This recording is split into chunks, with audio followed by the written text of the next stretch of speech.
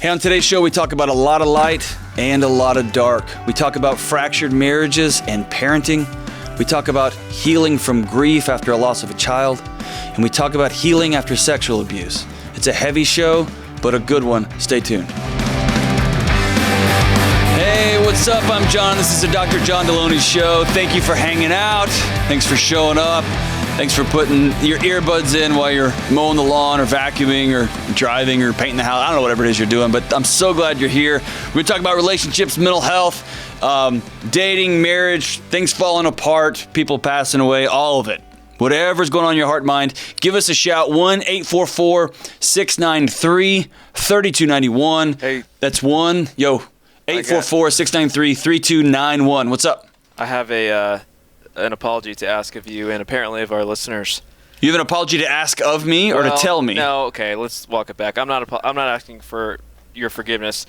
When I made the comment about you making horse noises, I jokingly was like, "Oh, people are probably gonna say we love that." Well, it wasn't a joke. Kelly told me today that we have gotten loads of emails of people saying, "Hey, leave him alone. We like the horse noises." So of course. Of course that would happen. So I'm not going to stop you anymore. It's equine therapy, brother. It's awesome. You neigh as much as you want to, and I won't stop you anymore. And there's a you neigh. Is it the neigh? Is that the dance? I just made that weird. About. I'm sorry. Thank you for the yeah. Yeah. Watch me whip. Watch me neigh. See. I will not do that, I can assure America. I'm pretty sure that it was my mom sending those, just flooded Kelly's inbox. She'd open a new Gmail account and then a Yahoo account. But James, I won't accept your apology because you didn't give one. I should have done a listener survey before I was chomping at the bit to get you to see what I did. Oh my gosh, what a dad. It's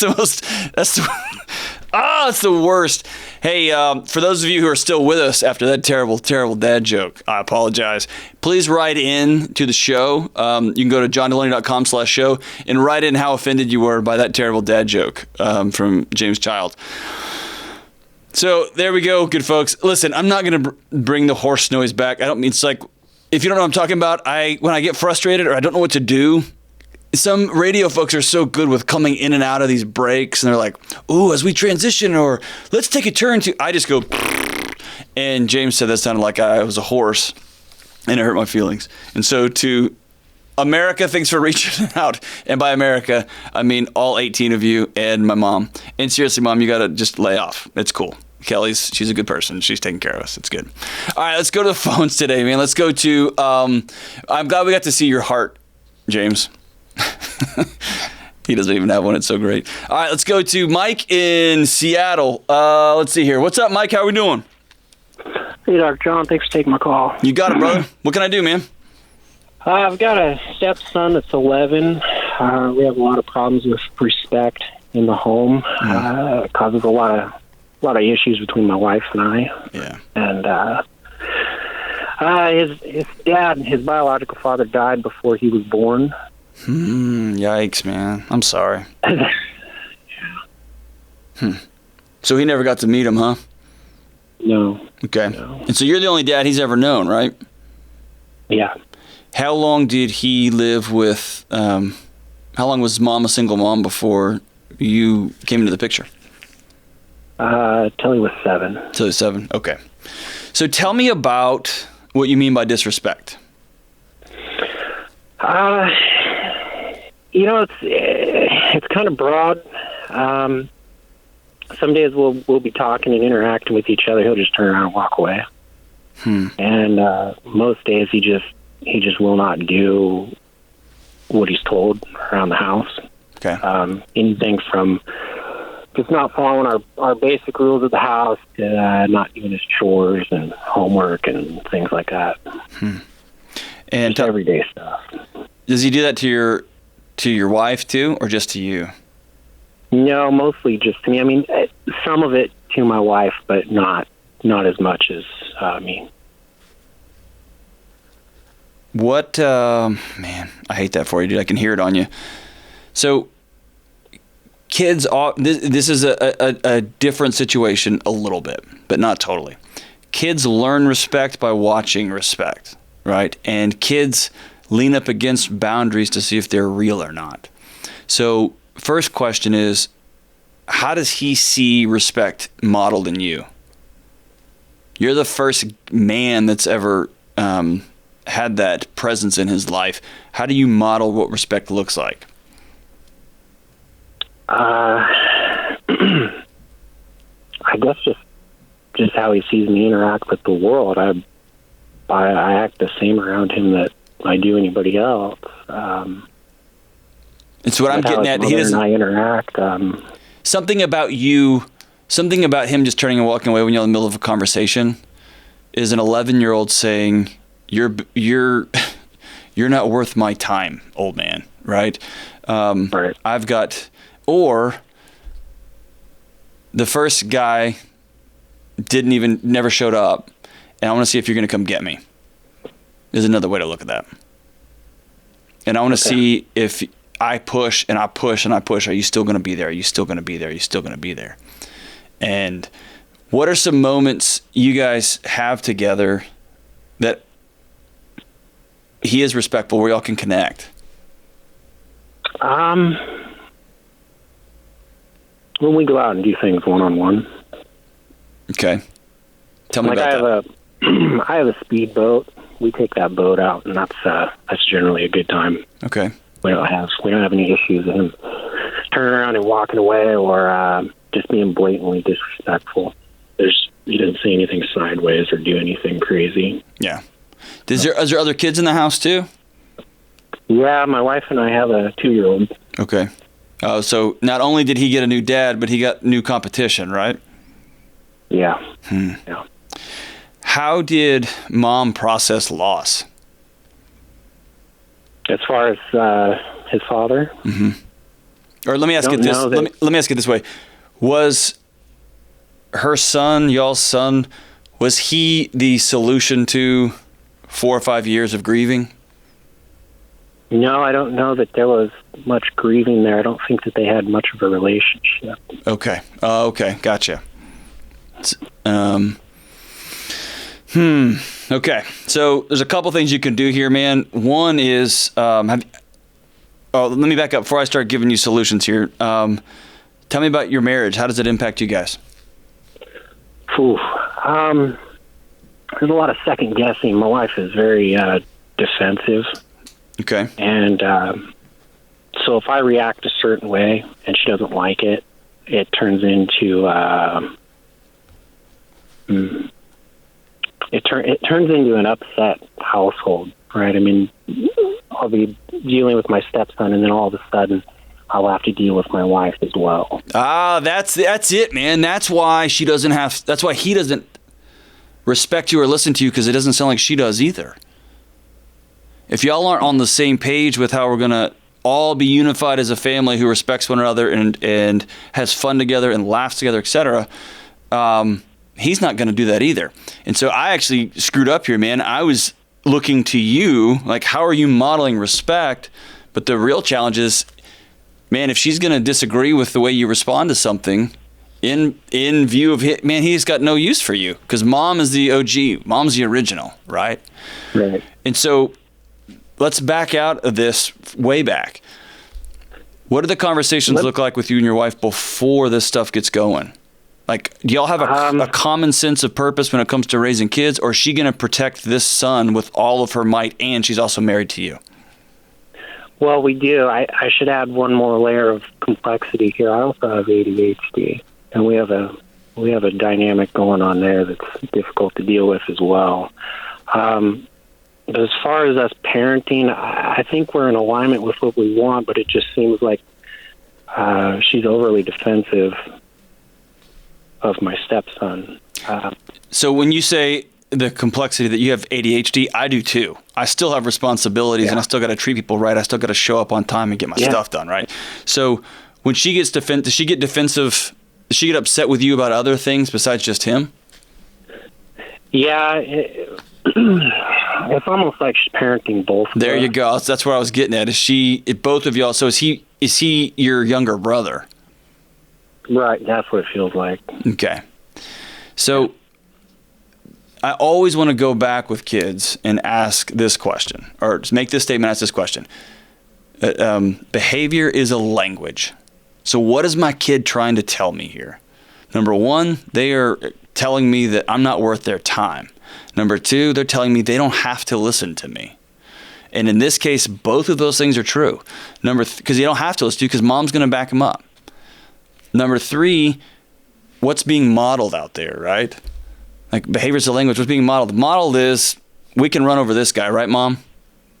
And so it sounds like you've got to back out. I know that your son's disrespect. Think of that as the flashing light letting you know that the water's really choppy in your boat, right? Your son's behavior here. He's unsafe.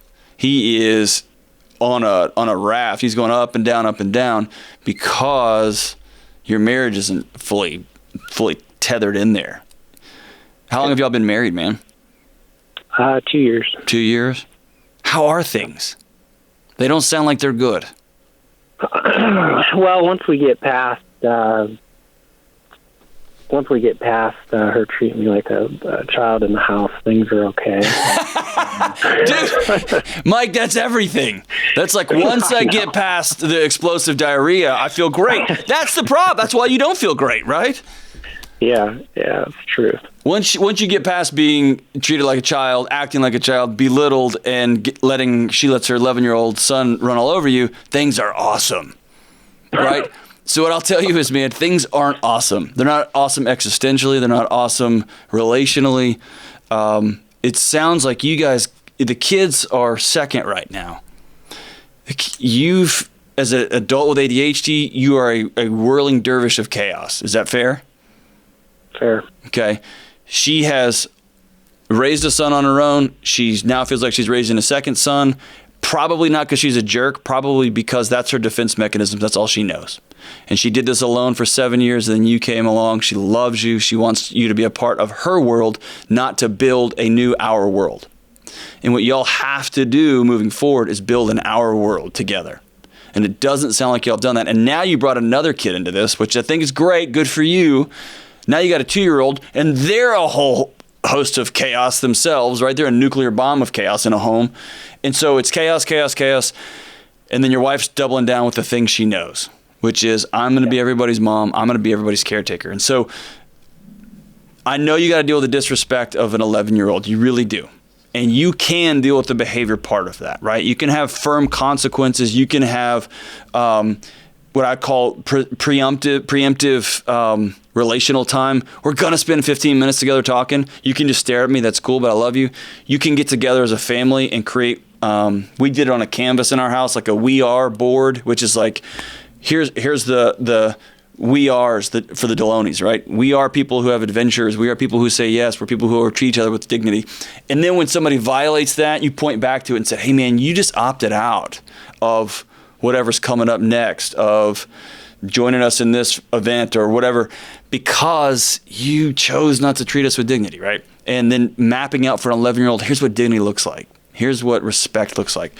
You can do all that, but none of that matters when mom and dad aren't tethered.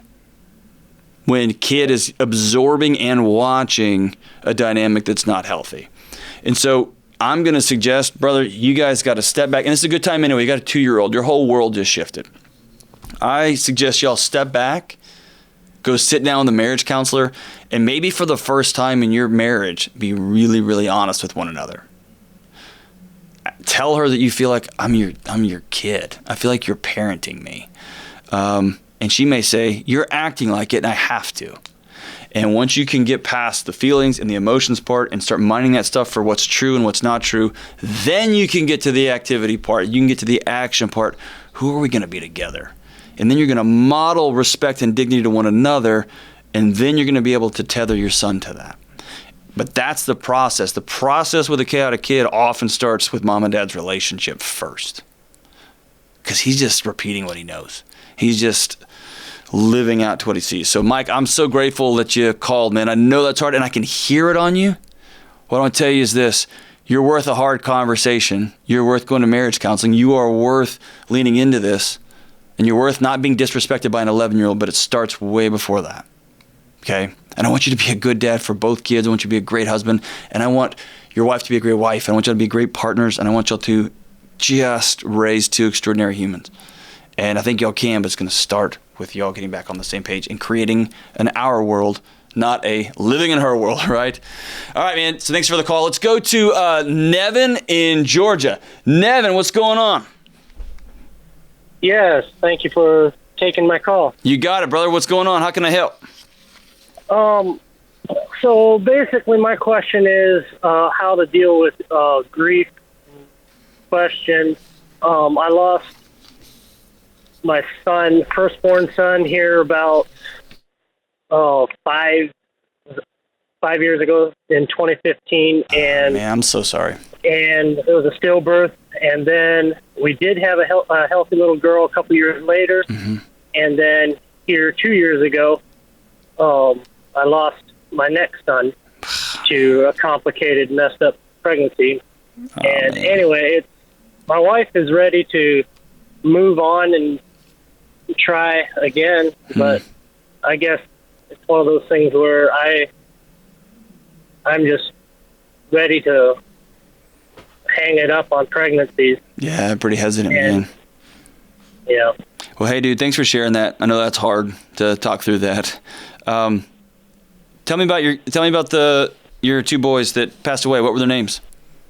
My firstborn, his name was Jackson. Yeah. And the one that just passed 2 years ago is Hudson. Hudson. Beautiful, man. Tell me about your daughter. Tavia, she's my little firecracker. She's about 4.5 right now. Yeah. Into everything. Just as she should be, man. I have a firecracker 4-year-old too that's into everything, man.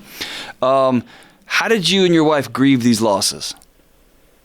Well, the first loss was an absolute shock. Yeah. Everything was progressing normally at 38 weeks. There got uneasy when we didn't feel movement. Went in for an ultrasound and no heartbeat. And so that one we took hard. Right.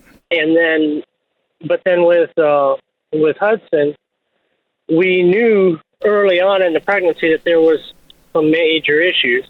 And so we were kind of able to, over the course of the pregnancy, we knew there was very slim chance of survival for the child, but we wanted to give him every chance. Yeah. And then when he was actually born, his abdomen was open. It hadn't closed up, and he actually bled to death before they couldn't do anything. And the only response I got out of him was when he was born, I took his hand and he kind of squeezed my finger a little bit. And his heartbeat, he never took a breath on his own. His heart beat for about 20 minutes. Yeah. So, and then, that was... You still feel that squeeze every once in a while, don't you? Yeah. Yeah. So after the fact, 2 months, 3 months, 6 months later, that grief is still with you. What does it look like in your wife, and what does it look like with you? Well, I'm not sure exactly how I'm supposed to answer that. Did y'all just go back? Did you go back to just the way things were? Was your wife just automatically planning? All right, well, here's the next thing, or did you start drinking a lot, hanging out with your buddies? Did you find it hard to wake up? Like, what did being sad? What did owning this just suck? What did that look like in your home? Well, for my wife, I think she probably took it the hardest at the beginning, but yeah, I think she probably did hang out with her friends a little more. Okay. For me, I've had a little bit of a tough time. I have a couple close friends, but we've kind of drifted apart over the last year or so, and I'm not really close with anybody at the moment. Okay. But so here's the thing: few things can disrupt and fracture a family like mismatched grief or comparative grief. And sometimes somebody just shuts it down for months when they lose somebody. when they lose a pregnancy, when they lose a parent, when they lose a spouse, they shut it down. Other people go into meaning-making mode, and they just start creating businesses and things and getting fit, and they deal with it over the next 4 or 5 years. And some people fill in the blank, some people do something else, some people do something else. But if your wife went and met with people and grieved and wept and wrote letters and talked and met with a counselor, and you just went to work, and then you just went to work, and then you just went to work. And I'm just making this up, man, okay? No, you're hitting it on the head. Okay. At some point, I would step back and say, she's going to be way further down the road of not getting over it. You don't ever get over this. That's why I say you're going to feel that squeeze for the rest of your life. And I'm glad you are. It's a powerful, important memory. But she's further down the road to healing than you are, which makes her wanting to hit the gas pedal again a lot more likely, and your foot is jammed in on that brake because you've been in that car and it's wrecked twice. And I'll be damned if I'm going to do it again, right? And she's been in that car and it wrecked twice. And then she met with people and slowly took driver's education again and got in a car with somebody else driving for a season. And now she's ready to start driving again, right? And so here's the thing. You, my brother, this has nothing to do with whether you're going to have another kid or not. That's down the road. What you have to do is decide, I'm going to heal. Not forget, not toxic positive. It's all great. No, dude. But you're going to have to decide to let Jackson and Hudson go be with the angels. And you're going to have to exhale and own the fact, and this is hard, brother, okay? Imagine me and you sitting like having a drink on the back of a tailgate, dude, not just some dude on the radio, right? So I'm not talking at you. I'm talking with you here. You're going to have to decide, I'm ready to let those two boys go. They're always going to be in my heart. I'm always going to feel that squeeze, but I got to let them go and I got to heal. And more work and more busy and more activity and more protection and bigger walls and thicker bricks and all that stuff isn't going to solve that until you decide you're going to do that. And you and your wife shouldn't be talking about next steps until you've both talked through what grieving feels like and looks like and what you all have dealt with and what you haven't dealt with. And then talk about where you are, and then talk about your son's names and where they happen to be, and then be honest about your feelings, then be honest about the medical challenges, and then you're in a place to talk about what comes next, right? And right now, it doesn't sound like you've healed, man. No. And if you heal, hey, here's the thing, Devin, if you heal and land on a place that I don't want any more kids, you're allowed to do that, and that's okay. And then what I would tell your wife is, if she is hell-bent on having a fourth child, then it's not about what's best for this kid, because she's going to be bringing a kid in a situation where dad's uncomfortable with this. It's going to be about, I need to have a kid. My guess is that either after a healing process, you would be ready to get back on the wagon, or after a joint healing process together, she's going to realize that more kids aren't in the future. But right now, y'all are living parallel different lives. And there's, like I say, this is how marriages just drift apart over time. Yeah. So yeah, and if it was just those two, because, I mean, that's the only two of the deaths we've been traumatized with since my son's death. So, I mean, her brother died, her sister died from cancer, my mom died from cancer. Jeez.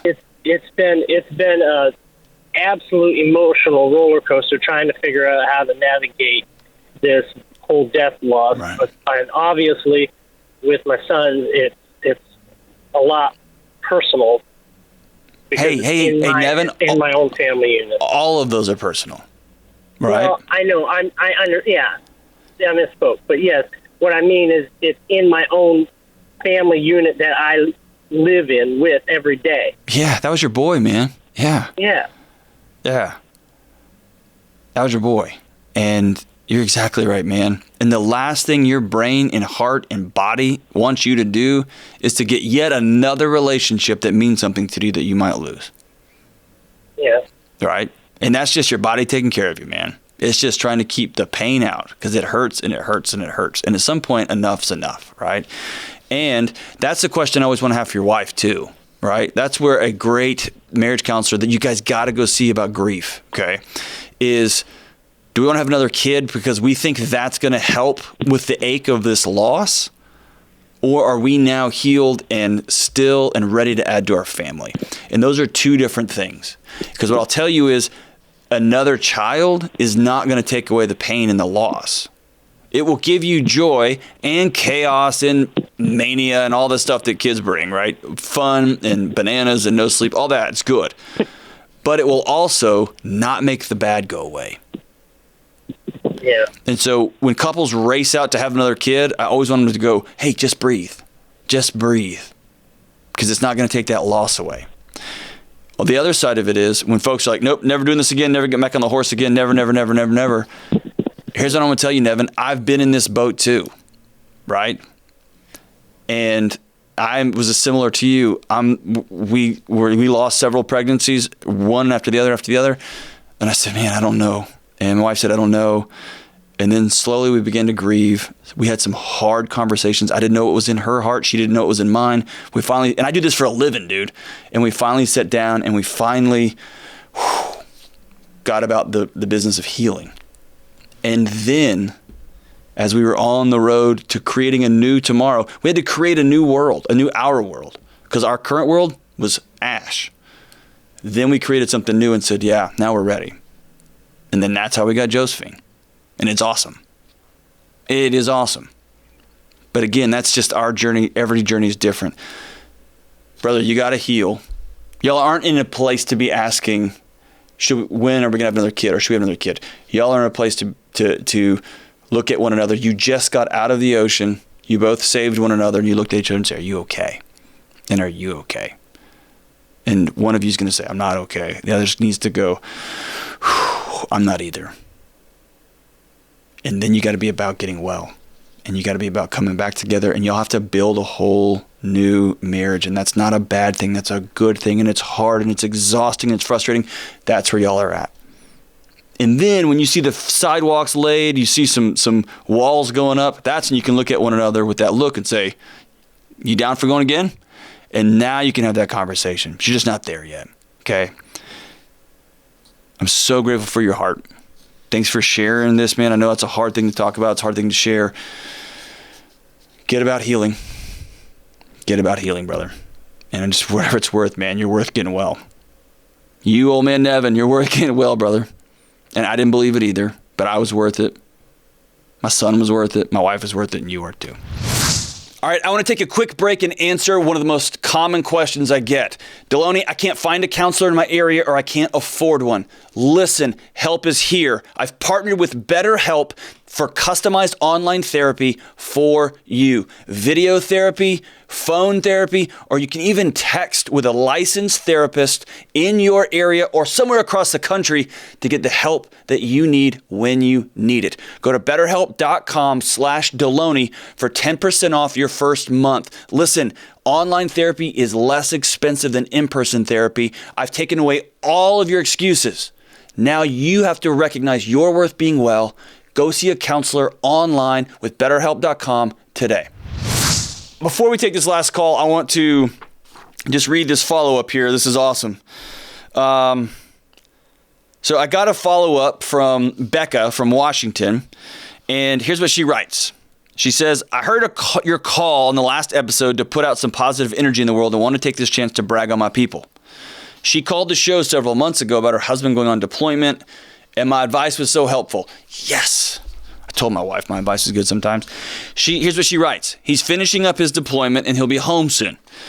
You asked me if I had a support system and I said no. I have no family near me and we moved to this part of the country about 8 months ago. But in the past few months, I've had more people rally around my daughter and I than I could have imagined. My kiddo is almost 2 and part tornado. Awesome. Her daycare teacher is her favorite person, so when it's time for her to move up to the next class, I was terrified. Her teacher stepped up and offered to practice walking into the new class, meeting with her new teacher every day to get her used to it. It was a seamless transition, and my daughter handled it like a champ. My aunt, cousins, and siblings set up weekly Zoom call for us to do church together. We talk and pray, and that time has become sacred to me. We never miss a week. And my dad isn't much of a communicator, but he sends my daughter books every few weeks because he knows she loves to be read to. Good job, Granddad. Even stubborn old grumpy granddads, if you don't want to talk cool, send books. My husband, man, if I thought I loved him before, I don't even know what to call it now. He's a beast.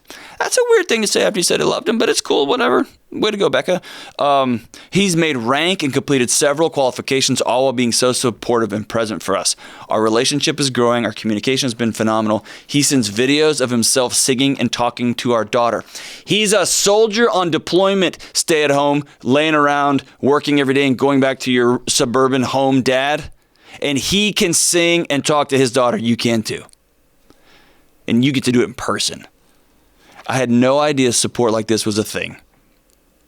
Thank you so much for your show. Forget that, Becca. Thank you so much for writing in and letting us know. If we have people in our corner, guys, we can do hard things. We can do hard things with people in our corner. Good for you, Becca, and good for you to granddad, to dad, to community, to friends, to teachers for stepping up and being that makeshift family, that makeshift neighborhood for Becca and her little girl. And man, thank you for your stay-at-home service. Thank you for your husband for his service. Thanks to everybody for being involved in that. That is awesome. That is awesome. All right, let's take one more call. Let's go to Kayla in Salt Lake City. Hey, Kayla, what's going on? Hello. Thank you for taking my call. Thanks for calling. How can I help?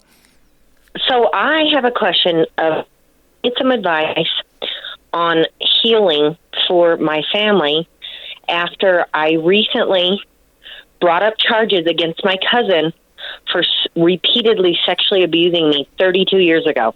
Okay, so what brought you to this decision? Well, hold on, let me stop for a second. I should have said this before that. You're brave. You're a lion, and I'm proud to know you, Kayla. Okay. Well, I appreciate it. I had to do it. It was something I had to do to protect other girls. Good for you, man. That's hard stuff, and that choice is yours, and I'm proud of you for making the choice that was right for you. All right, so now tell me about what it's been like. Okay, so he repeatedly sexually abused me when I was 5 years old in 1988, and I never told anybody until I was 12 years old. I told my mom and dad. But my entire family, they all knew about it, but they just swept it under the rug, pretending nothing ever happened, nothing. Well, fast forward about 20 years, and 20 years, he got charged 10 years ago for sexually abusing his stepdaughter, and he only did 6 months in jail and was released. Well, 3 years ago, he got charged for doing it to his biological daughter, but the charges got dismissed because she was afraid to testify on the stand against him. Well, when I read the article 2 years ago about that, and I found out that he'd been charged for doing it to his biological daughter too, I just snapped, and I had to come forward and tell my story to an investigator because somebody needed to stand up against him. And that's what I did, and he picked up multiple charges of first-degree felonies, and he's been sitting in jail for a year and a half awaiting trial. But this has caused a big can of worms to open in my family, especially with his mother, who's my aunt, and his sisters, who are my cousins. They hate my guts now. They refuse to talk to me. Hey, you know what, Kayla? I think it's ridiculous. They're not worth the air you breathe. They're not worth the air you breathe. Your parents left you as a child high and dry. There's predators and pieces of crap everywhere. That's life. It sucks, but that's life. And we do what we can to keep them off the streets. That's why we have parents. That's why we have cousins. That's why we have aunts and uncles. That's why we have friends and community members and church members and people who've got our backs. And yours let you down. And so how dare they circle back and try to roll this over on you? No. So then I just should I just just have it? They're out of my life for good. Not by your hand. And just leave it that way. They walked away from you. Come to grips with it. Kayla, they walked away from you. Right. They chose a child molester over somebody who was injured, somebody who was hurt. For years. Yes. And they did it for years. And then it caused other girls to get hurt. Yes.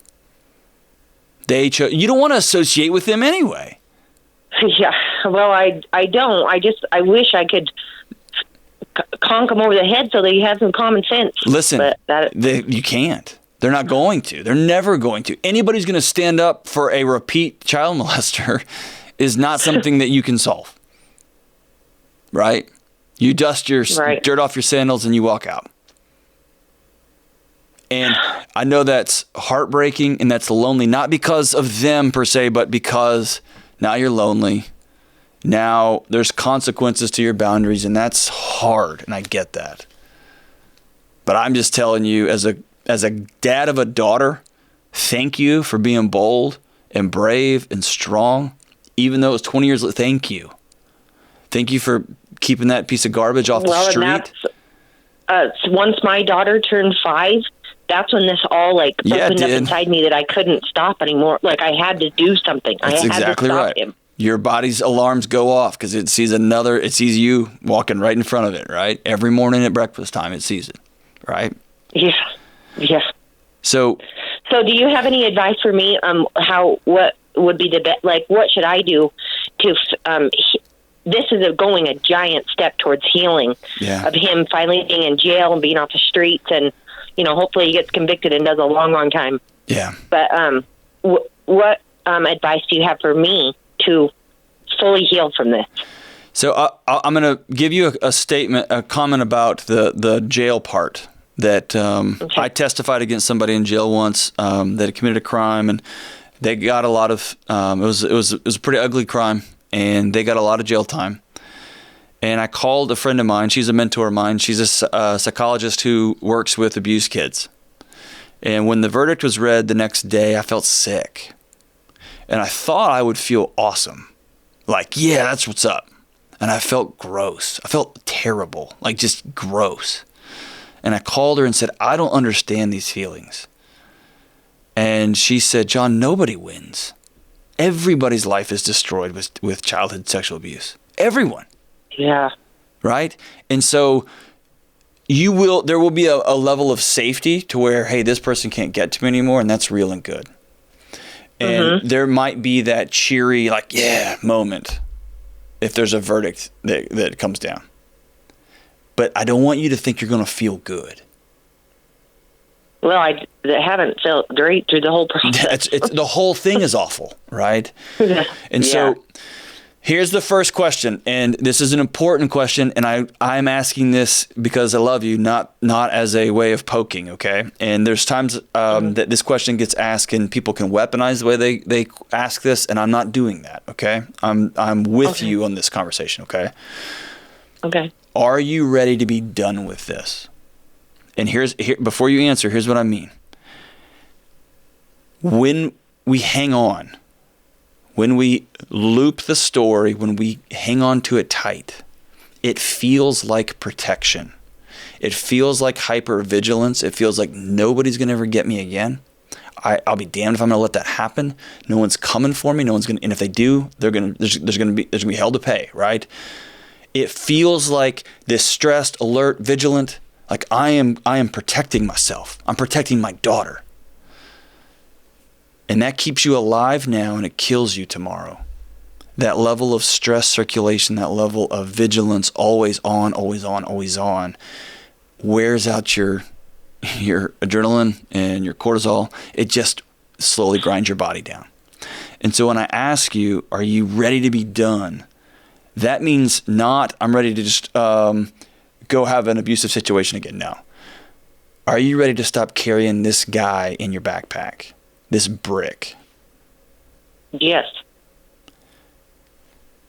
I'm ready to stop carrying it. And the 5-year-old inside of me had to come forward and get some justice to finish it off. And now I want her to be able to go be a 5-year-old. Right? Right? And I want you to be able to raise was she 6, 7, 8, 9 now? Your daughter. And let her have the fun, joyful, learn how to be a strong, powerful woman like her mom. I want her to be able to have that world, right? And so here's a couple of things you can do to help. To heal, right? Number one, real important, is to become aware of your body's response, the physical part of it, and learn to honor it and let it complete the cycles, right? And that's from Emily Nagotsky's new work. I love it. But it's this idea of when you feel your heart start racing, when you feel those thoughts start looping on you, when your hands get whatever it is that you feel, right? When you're in the presence of somebody, a guy that makes you feel uncomfortable, when you find yourself here or there, you know when that kicks in, right? Mm-hmm. When you notice that and begin to honor that, oh, here it goes, man. My body's trying to protect me. And you can slowly distance yourself from it. Not as a thing that you are, but it's just a thing that's happening in your body. And then you can begin to ask, hey, what's it trying to protect me from? Oh, that guy's safe. He's all right. I know that guy. He's goofy and he's silly and his jeans are way too tight and he's got a mustache, but I like that guy, right? So it's becoming aware of how your body's responding, right? And then when it does take off on you, do you have anxiety attacks or panic attacks, or do you have moments of rage? Like what's still, how does it emerge in your body this many years later? I'm not really anxiety or rage. Okay. Like, I think I'm past all that because so many years.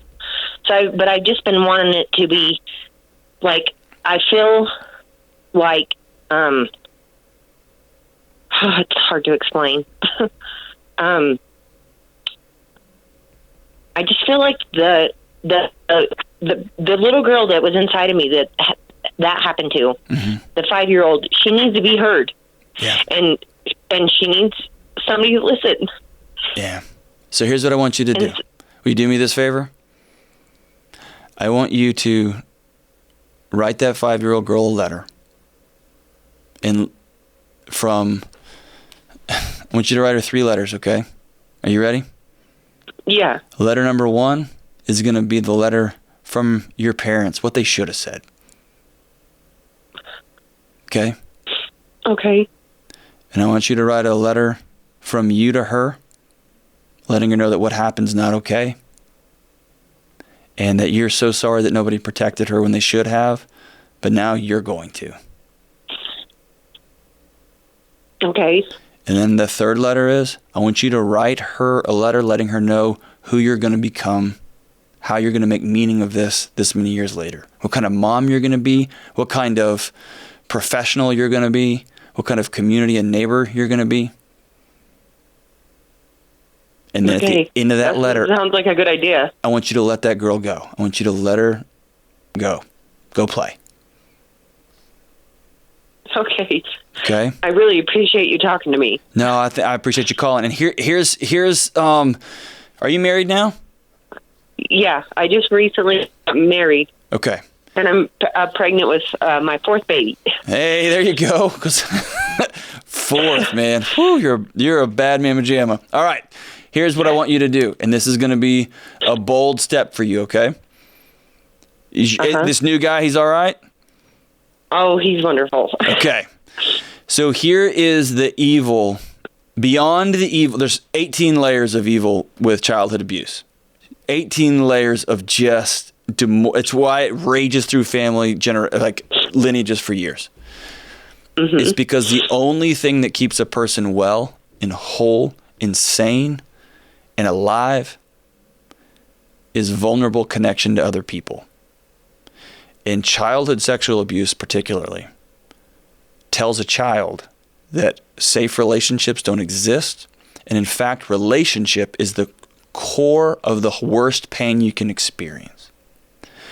And so what you're going to have to do as a about to be mama of 4 is you're going to have to learn how to be in relationship, how to roll over and expose your belly again, be vulnerable again, and risk getting hurt again, because that's the only way you're going to be fully vested with this new knucklehead you just married.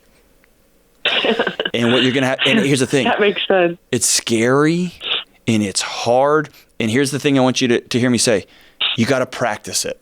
It's something you learn how to do. We think we just know how to do relationships. We don't. We all suck at them. We're terrible. And so if you go into it saying, hey, honey, we're going to take dancing lessons, or we're going to learn how to build a cabinet. We're going to go to this little class at the YMCA and learn how to build a cabinet. That's what you're doing. But I want you to tell them, I want to be so plugged in with you. And that starts with me learning how to heal, with me saying, I'm never carrying this dude's crap for another second. I'm going to do the work. I'm going to write the letters and let this 5-year-old girl go be. And then, Bubba, you don't even know what's coming for you, right? I'm going to love you in a way that you ain't ever been loved, and I'm going to expect you to love me back that way. And that's just something we're going to have to practice and learn together, right? No, that sounds great. And we both deserve it. You do, Kayla. You super do. What's his name? Trent. Kayla and Trent. That just sounds romantic. Kayla and Trent, both of you deserve it. And my heart tells me you're just going to have to learn it. And that's okay. And that's so good. You can be 70 and be like, you know what? I'm going to learn how to do vulnerable connection because I'm going to have the last 20 years of my life be intertwined with other people. Good for you, Kayla. Good for you. You are a brave, powerful lion, cheetah, awesome stud woman. I'm so proud of you. And I can't wait to hear how this goes. Let me know how it goes after you write those letters. Let me know what kind of relationship counseling you get into. You and Trent, Big T. And let us know when that 4th baby's born, and we'll celebrate here on the show. Thank you so much for your call, Kayla, and thanks for being brave. All right, so as we wrap up today's show, man, this is off one of my favorite records of all time. I just remember the only word I could think of was when this came on, MTV back in 1992. For those of you who don't know, MTV used to be a channel that was on the televisions that had music videos. Now they don't have that, but it used to, and it was rad. And I had to sneak it when my parents were gone. Social Distortion came on with their new record, Somewhere Between Heaven and Hell. And they had this song. They just look cool, man. I don't know that we say it. I haven't watched the video in years. It might be awful and terrible. Please don't send me mean cards and letters. I just remember as like an 11-year-old being like, these guys, they're slicked back hair. The song's called Bad Luck, and it goes something like this. Not something like this. It goes exactly like this. Here it goes. Some people like to gamble, but you always lose. And some people like to rock and roll, and you're always singing the blues. You got a nasty disposition, and no one really knows the reason why. You got a bad reputation, gonna hang down your head and cry. This kind of sounds like Kelly. You got bad luck. You just got bad luck. 13's my lucky number. To you, it means stay inside. Black cat done crossed my path. No reason to run and hide. You're looking through a cracked mirror. No one really knows the reason why. Your enemies are getting nearer. Gonna hang your head and cry. You got bad luck. You're always scratching at the 8 ball and no one knows why. And you get on the top and then you fall. You're gonna hang your head down and cry. Brother, you just got bad luck. Kelly, that's not you. You're beautiful and kind. And this has been the Dr. John Delony Show.